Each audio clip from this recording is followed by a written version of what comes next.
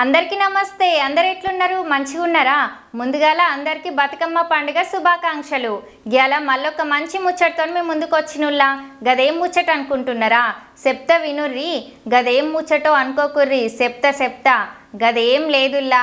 ఇప్పుడిగా తెలంగాణ మొత్తం షురు అయింది కదా బతుకమ్మ పండుగ.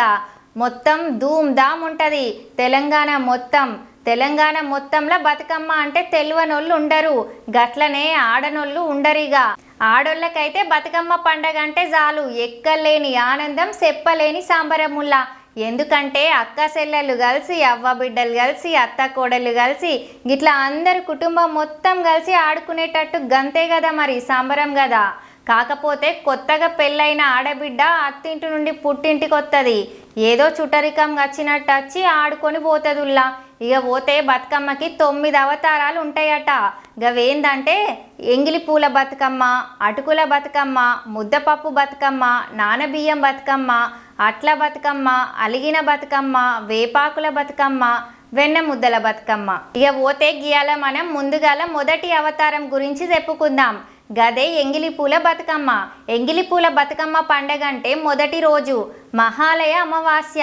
తెలంగాణ ప్రాంతంలో పెత్తర అమావాస్య అని కూడా అంటారు. దీన్నే ఎంగిలి పూల బతుకమ్మ అని కూడా పిలుస్తారులా. బతుకమ్మ అనేది తెలంగాణ యొక్క రంగుల గట్లనే ఉత్సాహభరితమైన పండగ. గట్లనే ప్రతి ప్రాంతంలో ప్రత్యేకంగా పెరిగే పువ్వులతో మహిళలు గీ పండుగను జరుపుకుంటారు. గీ పండగ తెలంగాణ సాంస్కృతిక ప్రత్యేక బతుకమ్మ. గిది శీతాకాలంలో ప్రారంభానికి ముందుగా, వర్షాకాలానికి చివరగా భాగంలో వస్తుంది. బతుకమ్మ ప్రత్యేకమైన అందమైన పూలతోని అమర్చబడి ఉంటదుల్లా. ముఖ్యంగా ఈ బతుకమ్మకి గుమ్మడి పూలు, తంగేడు పూలు, గునుగు పూలు, సీతమ్మ పూలు సానా అంటే సానా ముఖ్యమైన పూలుల్లా. మధ్యలో గౌరమ్మ ఇంకా చాలా ముఖ్యమైనది. గౌరమ్మ లేకుంటే ఈ బతుకమ్మ ఉండదు. బతుకమ్మ తల్లిదండ్రుల పేర్లు చోళరాజు ధర్మంగాద సత్యవతిల కుమార్తె గి బతుకమ్మటనుల్లా. ఇక గిందులో మొదటి రోజు ఎంగిలి పూల బతుకమ్మ గురించి రేపు మళ్ళొక్క అవతారంతో మీ ముందుకు వస్తుల్లా. ఇక ఉంటా మళ్ళా.